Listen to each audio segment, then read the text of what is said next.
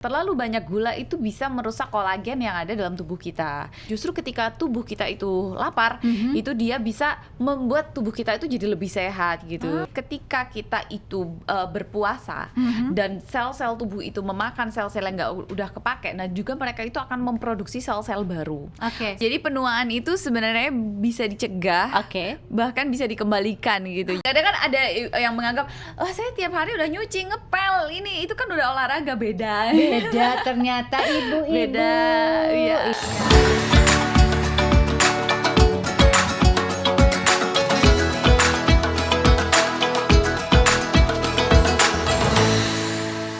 Assalamualaikum warahmatullahi wabarakatuh. Semangat pagi, selamat sore untuk Bapak dan Ibu semuanya. Perkenalkan, saya Cutmini yang akan memandu podcast pada hari ini di Syariah Talks Ngabuburit CMB Niaga Syariah. Dan pastinya kalau saya lagi ngobrol-ngobrol begini nggak mungkin seorang diri. Saya mempunyai seorang teman-teman yang sangat cantik, yang nantinya kita akan membicarakan mengenai di bulan Ramadan ini apa aja sih sebenarnya Ramadan ini selain ibadah, apalagi yang bisa kita lakukan bersama Dr. Nadia siapa lengkapnya? Nadia Alaidrus. Nadia Alaidrus. Dan ternyata dokter ini masih dokter muda. Dan kebetulan Nadia sedang mengambil S2 dan spesialisnya anti-aging. Ya, jadi dia ambil master anti-aging and aesthetic medicine. Tuh kan, anti-aging dan estetik. Yang biasanya yang kita tahu itu mengenai anti-aging ya hanya cuman ya perempuan ya anti-aging. Oh, kendor. Oh, gitu ya. Biasanya kalau wanita ya. Kalau laki-laki tuh kayak gimana tuh biasanya kalau untuk laki-laki anti-aging? Kalau laki-laki tuh sometimes awareness-nya malah kurang gitu. Padahal sebenarnya ya namanya juga manusia ada anti-agingnya pastinya ya. Betul. Jadi penuaan itu sebenarnya bisa dicegah, bahkan bisa dikembalikan gitu. Jadi usia kita itu bisa usia biologis dan usia fisiologisnya itu bisa berbeda gitu. Jadi misalnya usia tubuhnya udah 40 menjelang 50 tapi kita bisa bikin itu di bawah 40 misalnya kayak gitu. Oh, gitu.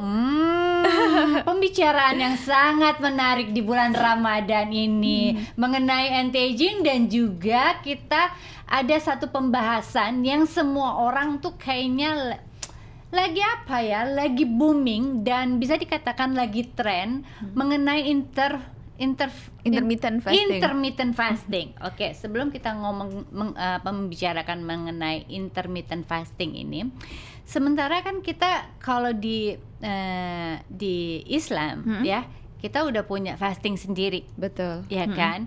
Kita ada 30 hari seperti sekarang ini yang kita sambut dengan bulan Ramadan. Ada juga Senin Kamisnya, ada juga puasa yang namanya puasa Daud, ya, selang-seling. Ada juga yang namanya puasa di tiga hari berturut-turut Yaumil Bid. Ya kan, sebenarnya banyak banget ya puasa kita sebenarnya ya. Selain kita menunggu yang di 1 bulan Ramadannya ini gitu. Kalau kita membicarakan masalah puasa, kemarin pas banget nih. Jadi pas kemarin tarawih, salah satunya yang dibahas sama penceramahnya adalah mengenai intermittent fasting. Dia bilang itu menurut Ustadz, intermittent fasting ini sekarang lagi semua orang lagi mengandung pokoknya lagi semangat berpuasa gitu. Nah, malahan katanya menurut Ustadz juga membaca dan mendengar bahwasannya dengan kita berpuasa itu untuk orang yang sakit, bisa dikatakanlah sakitnya lumayan parah seperti kanker gitu, bahwa puasa itu akhirannya kita tidak memberikan makan kepada sel kansernya, malah sel kansernya itu dimatikan secara baik dengan kita berpuasa. Benar nggak sih? Iya, jadi sebenarnya gini, ada teori yang istilahnya itu adalah autofagi. Jadi instead of puasa ataupun intermittent fasting tadi, ada teori yang namanya autofagi, dan ini tuh adalah teori yang yang mendasari kemudian kenapa seseorang itu sangat disarankan untuk berpuasa atau dalam artian membiarkan tubuh kita itu lapar.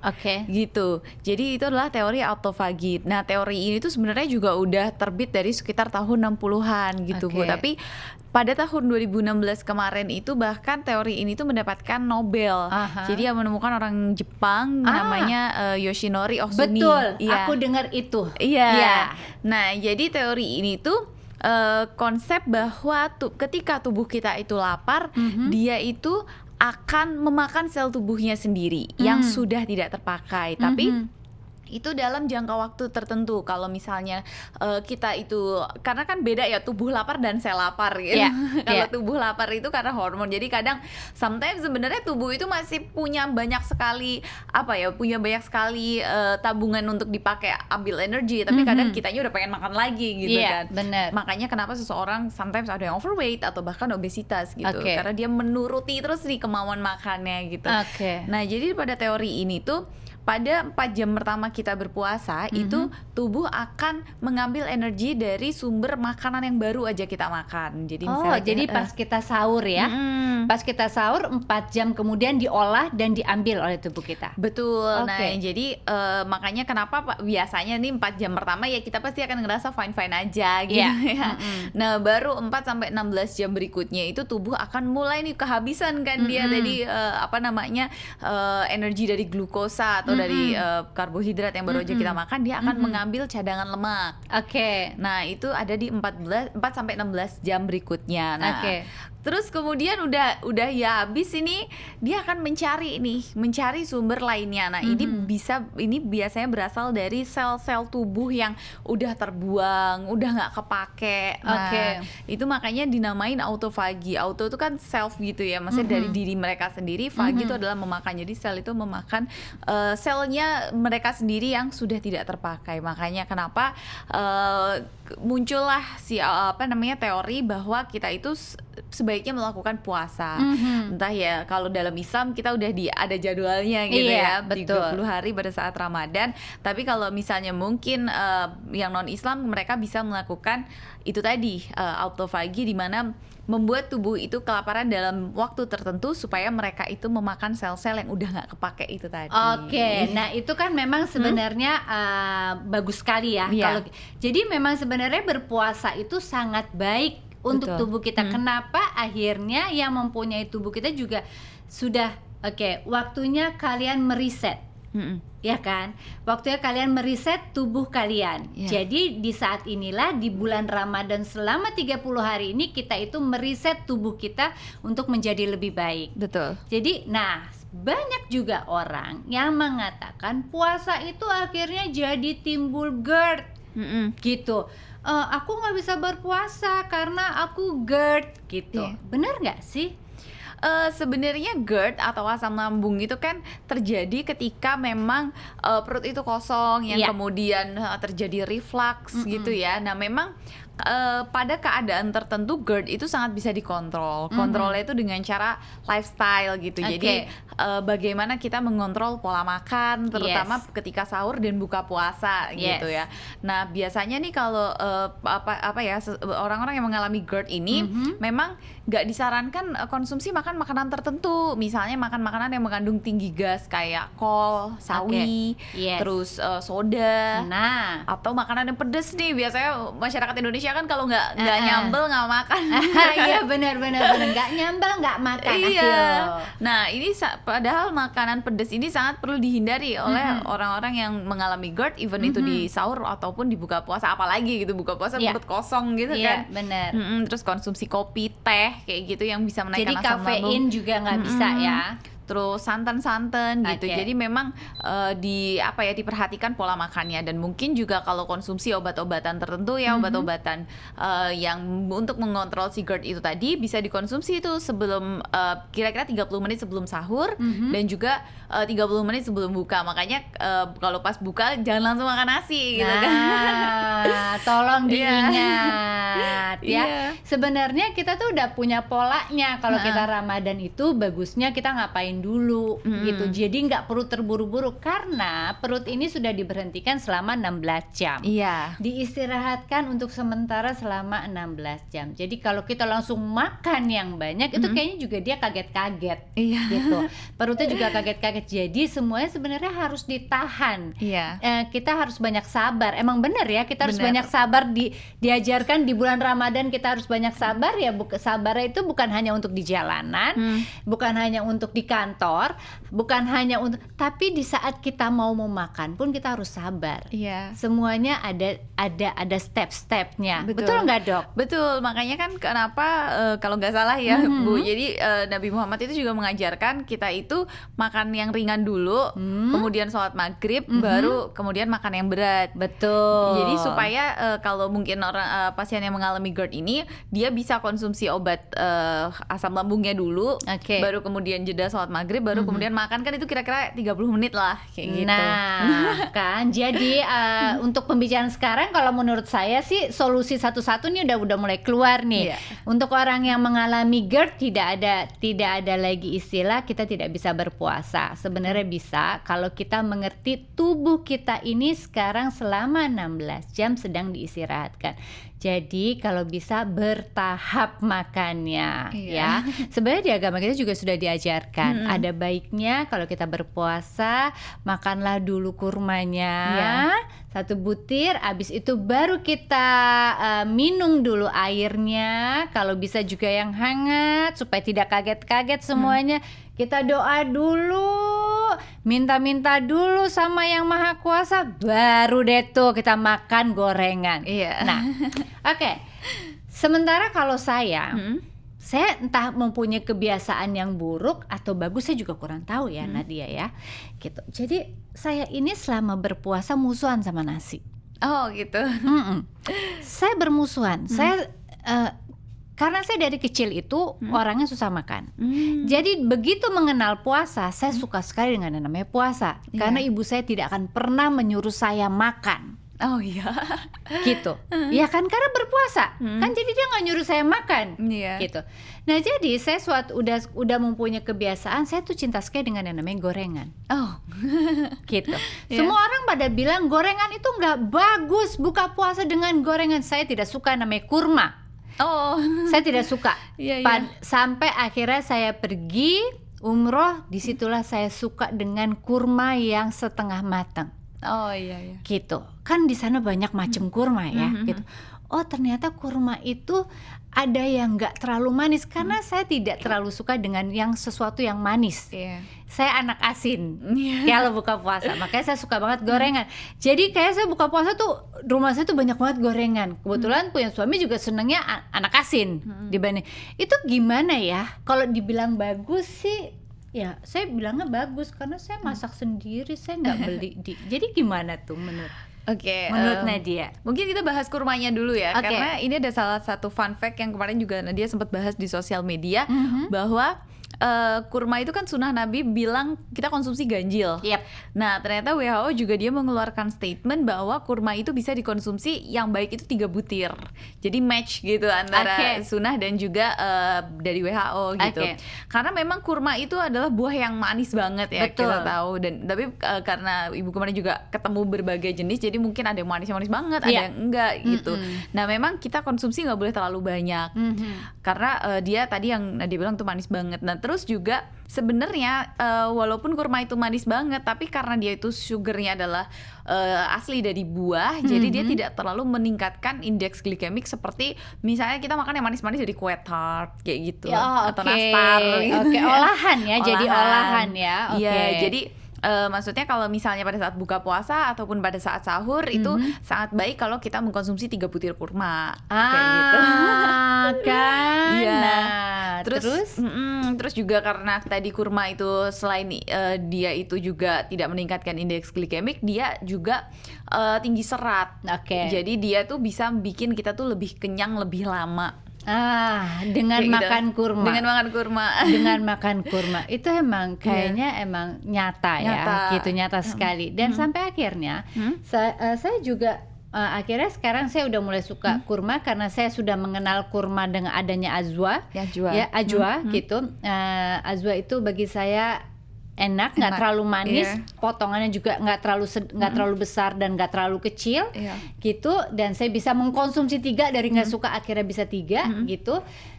Dari belum tahu itu sunnah sampai akhirnya ternyata ini sunnah, gitu. Kita harus makan 3 gitu. Nah sampai akhirnya saya sahur pun saya nggak bisa makan nasi. Iya. Karena menurut saya kalau sahur saya makan nasi saya ngantuk loh yo. Itu tapi bener kok. Terus makannya apa? Kurma aja? Iya. Oh iya. Kurma, kopi, air putih yang banyak. Iya. Gitu. Gimana? Bener nggak tuh? Sebenarnya kurmanya udah bener.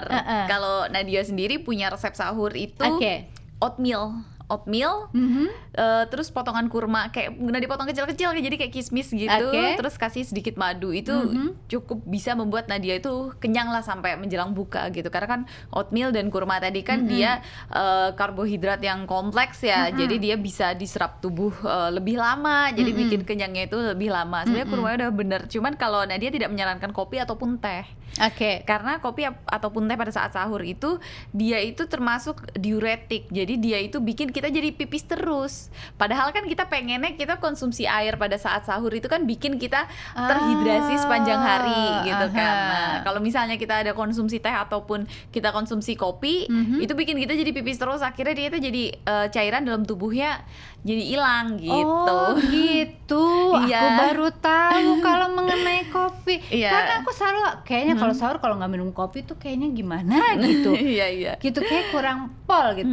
Nasi nggak makan nggak apa-apa, yang penting aku ya kalau zaman belum makan kurma aku makannya malahan buah potong. Oh iya. Buah potong. Apalagi sekarang udah punya, maksudnya blender makin enak ya dibawa kemana. Jadi aku konsumsi buah, aku cemplungin aja banyak, pokoknya ada apa aku blender semuanya. Kalau aku travel juga gitu.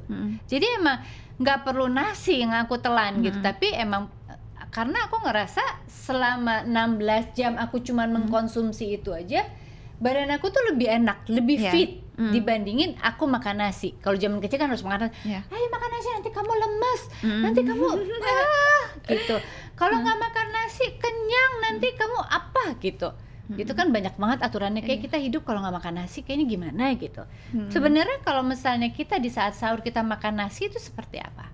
Sebenarnya mungkin karena kebiasaan ya. Kebiasaan aja. Karena sebenarnya konsumsi, malah justru tadi yang Nadia bilang kalau pada saat sahur supaya kita itu bisa menahan kenyangnya itu lama, justru konsumsi jenis-jenis karbohidrat yang kompleks kayak gitu. Jadi yang dia tuh lebih lama gitu. Jadi diserapnya di pencernaan tuh dia lama gitu. Yaitu kayak misalnya tadi Nadia bilang oatmeal, roti gandum, atau nasinya tuh jenis nasi merah kayak gitu.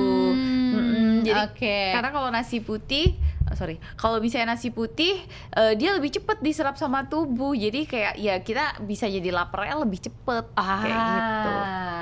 Ilmu lagi. Jadi kalau bisa untuk sahur agak diganti dari nasi putih jadi nasi merah, atau musuhan sama nasi juga nggak masalah. Coba dari sekarang kita makan kurma, atau mungkin bisa juga dicampur dengan oatmeal seperti Nadia. Itu enak banget loh. Nah bisa juga dengan roti gandum. Jangan ngelihat rotinya dulu, aduh kayaknya ntar kayak jam 7 aku udah lapar deh. Ya kalau mindsetnya lapar ya pasti akan lapar. Betul. Sebenarnya dari sininya juga sih ya, segitu. Kita punya niat, betapa niat itu adalah yang penyemangat kita, penguat tubuh kita. Gitu, di antara apapun yang kita makan, sebenarnya niat itulah yang membuat kita menjadi kuat untuk kita bisa menembus 16 jam. Iya. Oke. Apa bedanya puasa di bulan Ramadan dengan intermittent fasting? Oke, nah sebenarnya teorinya kan tadi ya berdasar karena si autofagi itu. Jadi sebenarnya sama bedanya. Kalau intermittent fasting dia beda secara waktu yang pertama, ya kan. Yang kedua juga mereka kalau intermittent fasting itu boleh konsumsi kayak air putih atau americano kayak gitu. Jadi mereka tetap boleh konsumsi sesuatu yang zero kalori. Oke. Gitu. Jadi kalau kita yang puasa kan nggak boleh gitu. Ya di situ sih bedanya. Tapi secara konsep apa ya, metabolisme tubuhnya kurang lebih sama, yang dicari itu sama kayak gitu. Nah cuman kalau intermittent fasting juga kan mereka nggak dilakuin setiap hari gitu ya. Ada yang ada 3 jenis gitu. Ada yang dia itu kayak puasa Daud gitu juga ada yang dia modelnya 16 jam puasa, 8 jam jendela makan. Itu lebih mirip sih kayak gitu, karena dia tadi kalau intermittent fasting dia juga konsepnya lebih ke diet. Jadi dia lebih ke mau menurunkan berat badan paling sering. Kalau puasa kan kita tujuannya ibadah. Jadi mereka pun juga kalau misalnya yang intermittent fasting juga kadang jenis makanannya juga diperhatikan gitu. Nggak bisa sembarang kayak kita buka puasa gitu ya. Keliling beli takjil gitu Iya, kan, iya, semua iya, dibeli iya, gitu. iya. Iya. Kalau Bedanya yang mungkin kalau intermittent fasting nggak ada tajil di mana-mana ya. Iya, dan mereka ya tadi makanannya biasanya lebih memperhatikan gitu. Kalau kita yang puasa ya udah, karena jadi pas habis buka puasa udah semuanya dimakan. Iya benar. Oke, apakah itu yang bisa dikatakan lagi tren di kalangan anak muda? Intermittent fasting ya.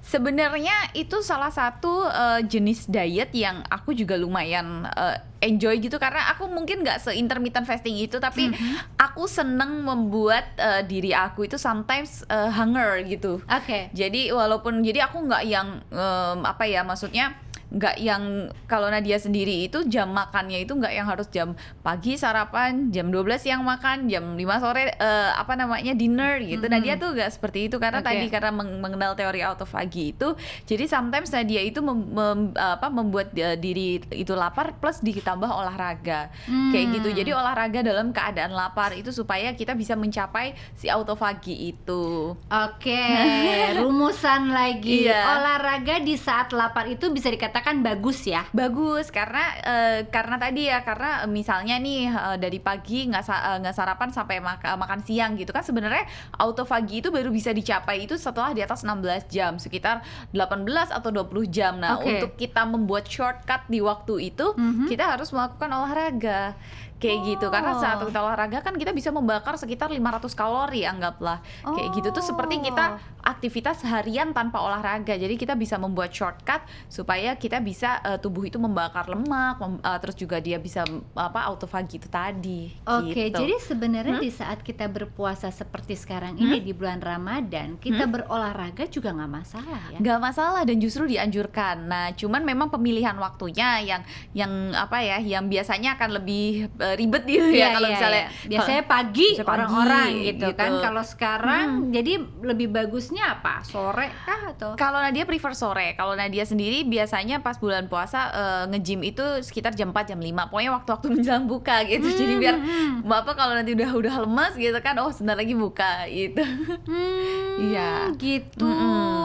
Di waktu-waktu itu ya. Iya, waktu menjelang buka.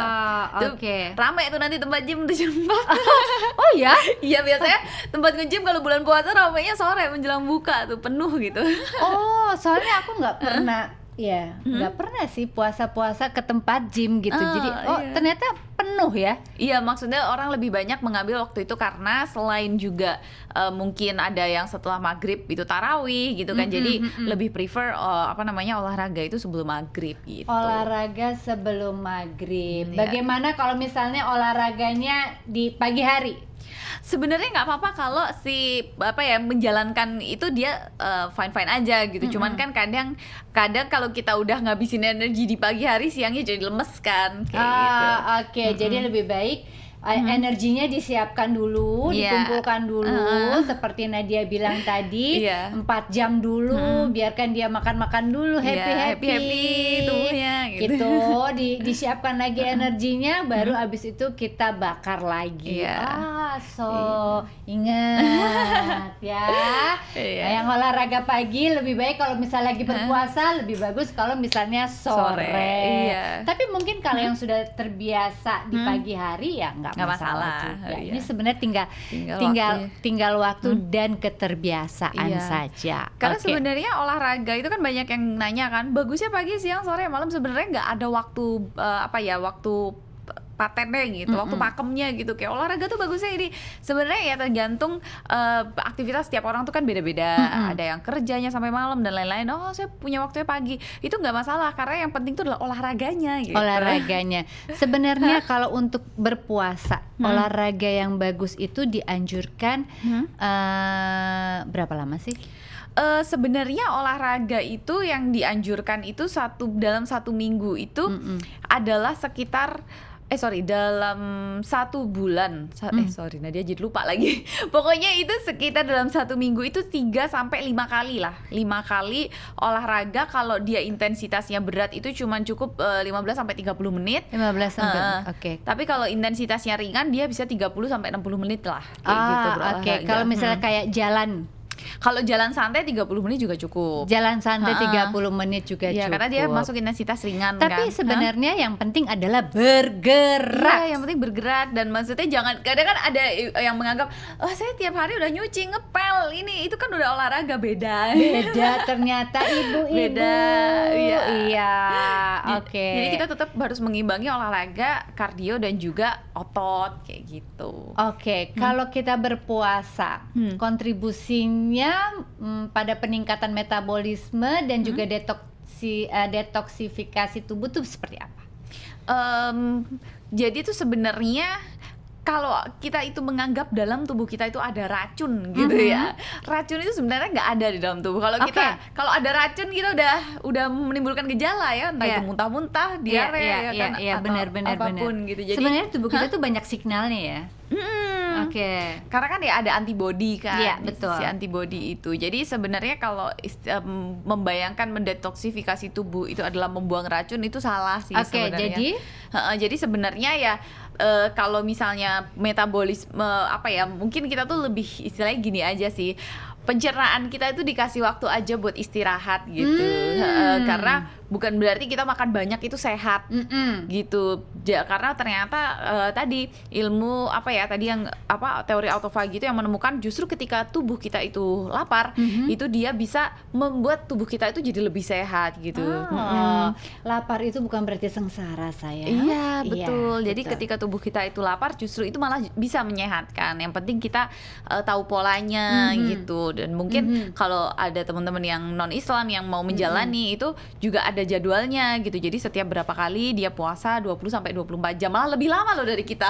Iya loh. Nah, itu Iya, aku pernah dengar dan aku pernah lihat ada dan temen aku juga pernah melakukannya. Iya. Puasa 24 jam. Wow, aku gini, Wow, bukan berarti sebenarnya kan kita tubuh kita ini udah kayak semua udah punya ketentuannya Iya, gitu. iya. 16 jam.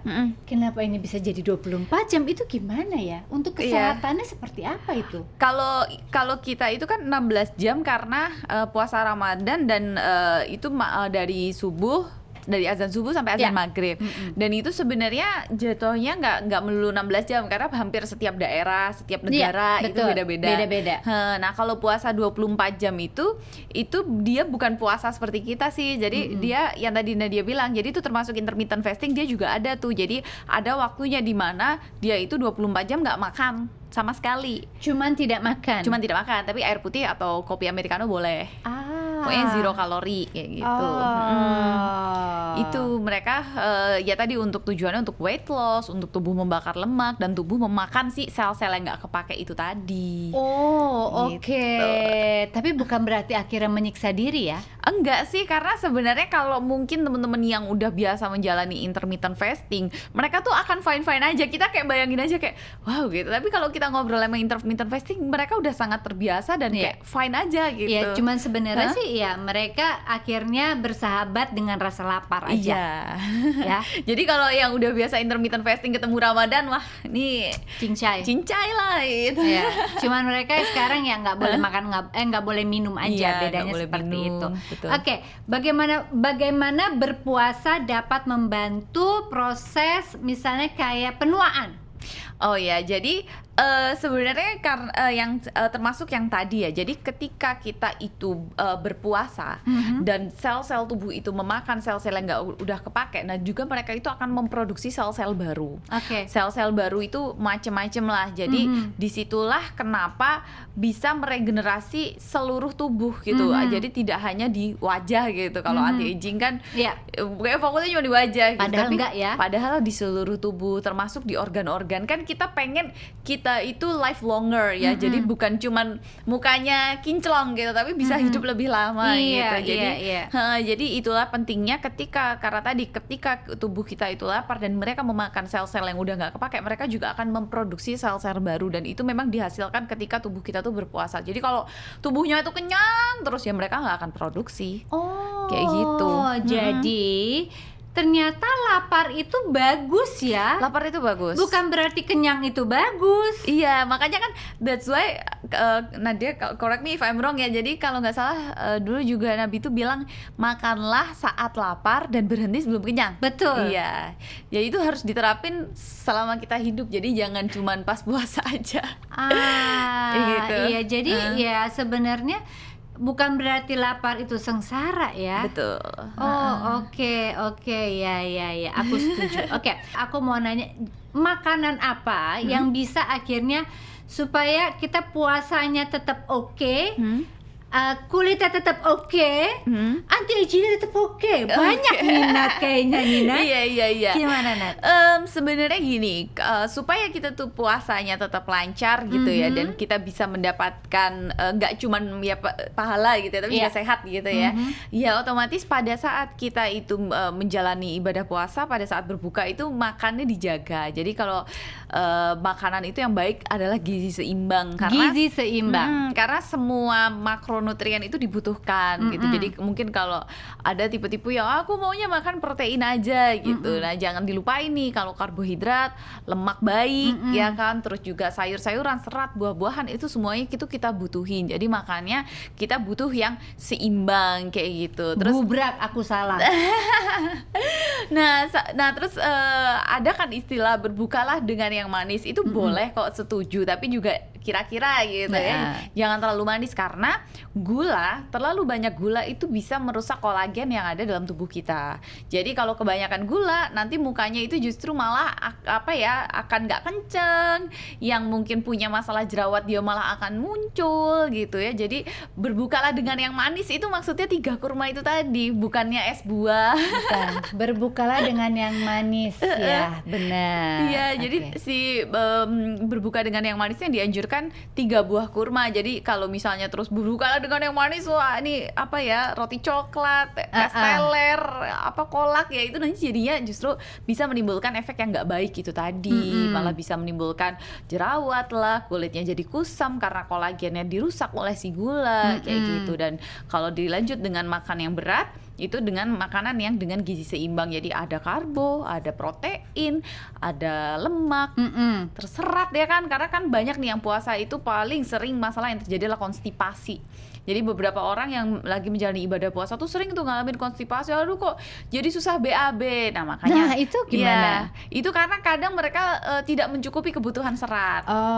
Oke. Iya, jadi seratnya karena kan sebenarnya itu juga berhubungan dengan konsumsi air putihnya. Air putihnya kan kalau pas kita harus mencukupi, anggaplah setiap orang 8 gelas gitu. Nah, kalau misalnya bulan puasa ini banyak yang kemudian 8 gelas itu nggak tercapai.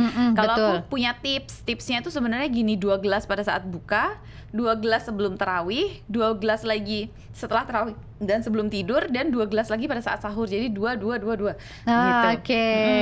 Jadi dapat semua gitu. Jadi kebutuhan air putih ya, air mineral dalam tubuhnya itu terpenuhi, dan jangan lupa untuk seratnya. Jadi tetap konsumsi buah potong ya kan, sayur-sayuran gitu. Jadi gorengannya nanti dulu lah. Aku banget tuh, aku nggak ada goreng. Setuju nggak kamu? Kamu makan gorengan nggak? Masnya yang di belakang. Kamu, aku tanya. Tapi sebenarnya Kok sih pemakan gorengan nggak?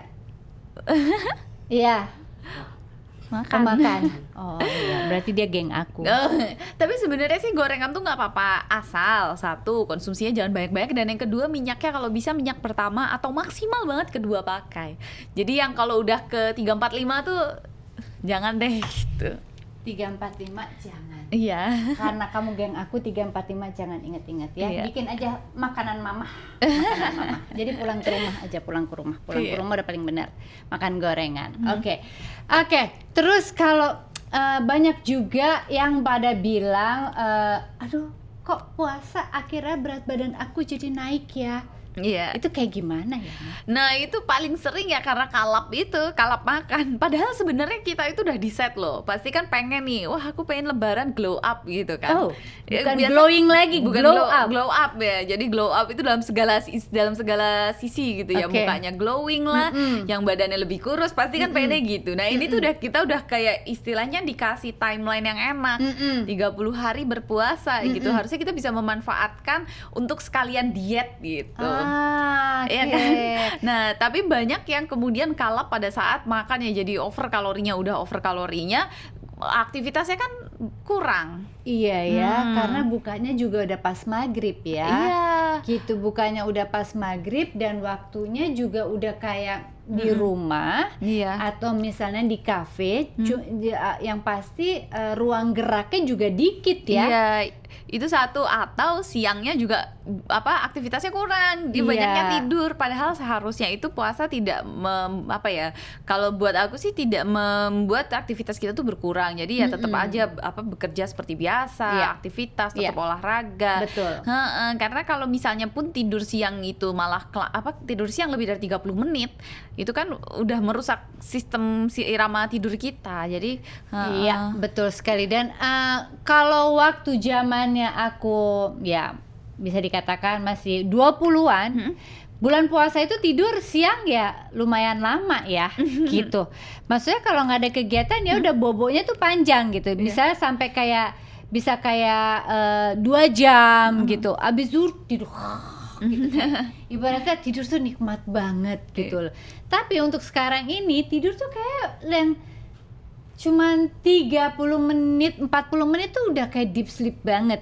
Iya. Apalagi kita paginya tuh abis sahur kita nangnung, istirahat sebentar, bangun lagi pagi, terus langsung nangnung lagi, terus masuk ke rumah abis zuhur, setelah zuhur gitu, kayak udah kayak tubuhnya juga istirahat bentar deh gitu, udah kayak kasih kode gitu. Tidur tuh cuma sebentar, asli itu yang udah nggak bisa lagi tuh tidur yang mau tidur gitu, udah nggak bisa lagi. Iya sih. Matanya udah yang kayak on gitu. Iya. Itu sih sebenarnya karena kalau misalnya tidur siang kita itu justru maksimal 30 menit itu bisa ngasih manfaat. Tapi kalau kelamaan itu justru yang malah dia bisa memberikan dampak buruk. Karena kan dia paling sering itu bikin namanya sleep inertia. Jadi bangun tidur malah jadi uring. Uring tuh kayak bete gitu. Uring-uringan. Karena misalnya nih tidur siangnya kelamaan gitu, pasti bangun tidur pusing. Kayak gitu, itu karena tubuh tuh bingung lah, ini tidur lama tapi bukan pagi, ini malam-malam gitu. Jadi seperti tubuh itu bingung gitu, makanya. Gitu. Jadi sebenarnya yang sebentar itu malah yang bagus. Kalau tidur siang itu sebentar bagus, tapi kalau tidur malam hari ya sesuai sama kebutuhan 7-8 jam kayak gitu. banyak banget ilmunya untuk sore hari ini ya. Kayaknya memang puasa itu tidak alasan untuk kita tidak berpuasa, karena memang sebenarnya puasa itu tidak mengganggu sama sekali aktivitas kita seperti di bulan-bulan lainnya. Nah, banyak sekali juga Nadia tadi bilang kalau bisa tubuhnya itu dijaga, dalam artian di saat kita berbuka, berbukalah dengan yang baik dan yang benar, jangan dengan yang manis sayang. Manisnya cukup 3 kurma aja. Boleh makan kolaknya, tapi boleh makan cendolnya, tapi sedikit aja. Bukan berarti segelas yang yang besar-besar itu. Oh iya, satu lagi. Sama karena gini, kita itu ada batasan konsumsi gula dalam sehari. Nah, jadi kalau menurut WHO itu batasan konsumsi gula tuh kita tuh cuman boleh 30 gram sehari. 30 gram. 30 gram. Tapi kalau Kemenkes dia masih agak kasih kelonggaran kita sampai 50 gram. Kayak gitu. Tapi kalau aku sebenarnya masih lebih suka kalau bisa yang WHO aja lah ya, karena lebih sedikit gitu. Nah, itu 30 gram itu sedikit banget loh. Kalau misalnya ngelihat minuman kemasan, satu minuman kemasan aja itu udah 20-an. Berarti kuota kita kan tinggal dikit doang nih. Sedangkan nasi ada gulanya, roti ada gulanya, ya kan macam-macam itu. Jadi makanya kenapa 30 gram itu sedikit. Jadi kalau misalnya mau konsumsi yang manis-manis, ya jangan banyak-banyak, karena kuota gula kita tuh sebenarnya cuman segitu. Diingat, kuota dalam tubuh kita itu untuk khususnya gula hanya 30 gram sehari. Ya, cukup 30 gram sehari, karena kita juga sebenarnya tidak berpuasa juga kita makan nasi. Nasi itu ada gulanya. Belum lagi kita makan sayur-sayuran atau gulai-gulean, itu udah ada gulanya. Belum lagi cemilan kita di kafe sayang. Belum lagi cake yang tiba-tiba apalah itu, wah semuanya itu ada gulanya. Jadi kalau bisa dipilih-pilih. Hari ini mau makan nasinya agak banyak, berarti ingat-ingat es teh manisnya mungkin jangan terlalu banyak gulanya. Betul. Jadi memang sebenarnya yang bisa menjaga tubuh kita ya hanya diri kita sendiri. Kita yang tahu tubuh kita ini disiapkan di dunia ini udah penuh dengan signalnya, sudah penuh dengan semua aturannya. Jadi kalau kita sakit itulah yang karena kita sendiri yang merusak tubuh kita sebenarnya dengan cara pola makan kita. Dan saya juga ternyata mempunyai pola yang sangat tidak baik. Gorengan ya habis gimana, saya anak asin yang suka banget dengan gorengan, terus habis makan gorengan saya udah kayaknya kurma 3, gorengan cukup gitu, kayak udah nggak perlu yang lain. Jadi saya nggak kepikiran untuk karbonya. Mungkin karbonya saya dapetin di mana ya? Karbo bisa dapetin mana ya? Sebenarnya dalam gorengan juga dia udah ada karbohidratnya. Iya sih ya. Gitu. Kayak saya makan risoles gitu ada itu ya? malah tinggi karbonya dia. Karena kan dia dari tepung. Oh iya benar. Iya. Nah, mungkin cara berpikir saya adalah saya tidak memakan nasi, saya ganti dengan gorengan. Gorengan itu adalah yang saya pilih karena memang saya suka. Tapi salah satunya konsekuensinya saya tidak memakan nasi sampai besok paginya. Mungkin itu cara saya memilih gitu. Karena kalau udah gorengan, nasi kayak udah banyak banget ya yang harus saya masukkan ke dalam tubuh saya seperti itu. Nat, ilmunya banyak banget, kita ngobrolnya cuma sebentar loh nih. Harusnya kita lebih panjang lagi sharingnya. Iya ya. Jadi kalau kita ulang lagi dari pertama, sebenarnya Ramadan kita dengan intermittent fasting kita itu tidak ada yang berbeda. Sebenarnya karena kalau Ramadan kita tidak boleh makan dan minum, lebih menjaga semuanya. Dan yang pastinya bukan hanya untuk badan menjadi lebih kecil, tapi jiwa raga kita semuanya juga dibersihkan dan dirapikan secara baik dengan benar. Dan itu semua kesabaran apapun bentukannya itu kita sendiri yang merapikannya dengan adanya kita berpuasa sebanyak 16 jam ini. Dan jangan lupa seperti Nadia bilang juga, bahwasannya udah paling benar Nabi kita bilang berbukalah dengan yang manis, cukup kurma 3, dan sudah dianjurkan juga sama WHO ya. Mm-mm. Jadi nah kayaknya kalau kalian dengar kata WHO kayak kalian lebih Iya. yakin deh. Oh, oke, aku akan buka puasa dengan 3 kurma. Nah, itu sebenarnya kita di agama kita juga sudah diajarkan kalau kita berpuasa lebih baik dengan 3 kurma dulu, lalu habis itu kita meminum sesuatu yang hangat supaya tubuh kita juga tidak kaget. Nah, habis itu barulah kita makan sesuai dengan keinginan kita, tapi ingat kita hanya membutuhkan 30 gram gula. Saya ulang, 30 gram gula. Dikit Pastikan. banget Ya dikit kan? Tapi emang sebenarnya itu untuk kesehatan Iya. kita. Bukan berarti kita berpuasa akhirnya kita sakit. Jangan salahkan puasanya, tapi salahkan cara pola kita memakannya. Dan kedua ada yang sangat bagus lagi adalah di saat kita GERD, bukan berarti GERD itu tidak boleh puasa, boleh berpuasa, tapi hindarilah yang namanya kafein, hindarilah makanan-makanan yang berlemak, bersantan, betul. dan kalau bisa juga makanan yang lebih ringan tapi lebih baik dan bergizi. Dan jangan lupa kalau memang ada anjuran untuk meminum obat, minumlah obatnya setelah berbuka puasa dan juga sebelum sahur. Dan pastikan lagi di saat sahur Anda juga tidak makan yang berlebihan. Iya. Ya, karena ingat seperti Nadia bilang, 4 jam setelah kita sahur bahwa tubuh kita memproses, dan yang namanya sesuatu yang buruk ya dalam tubuh kita itu Sel yang udah nggak kepakai. sel yang sudah tidak kepakai itu.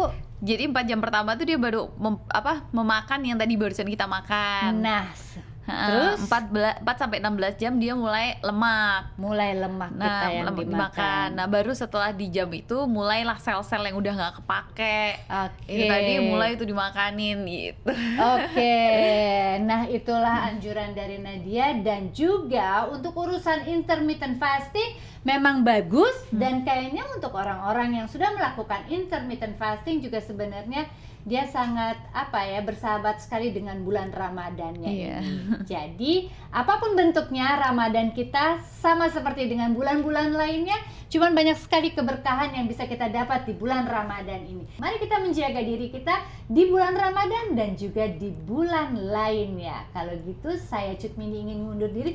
Nadia, terima kasih banyak ilmunya. Sama-sama Bu Cut, thank you juga nih. Semoga sharing-sharing. yang namanya penuaan terus apalah itu sudah tidak ada gangguannya lagi. Iya. Karena kita dengan pola-pola kita yang sudah diberikan oleh Nadia bisa kita jaga. Jadi bye-bye penuaan di bulan Ramadan kalau kita bisa menjaga makan kita dengan baik, ya Nak? Yes. Terima kasih, kita semua bisa seperti Nadia. Amin. 30 umur 30 maksudnya stay glowing ya. Oke Nak, terima kasih banyak Sama-sama. untuk semuanya. Semoga kamu selalu sehat, selalu Amin. berkah hari-harinya, dan juga selamat berpuasa. Makasih, Selamat berpuasa puasa. untuk yang lainnya juga. Assalamualaikum warahmatullahi wabarakatuh.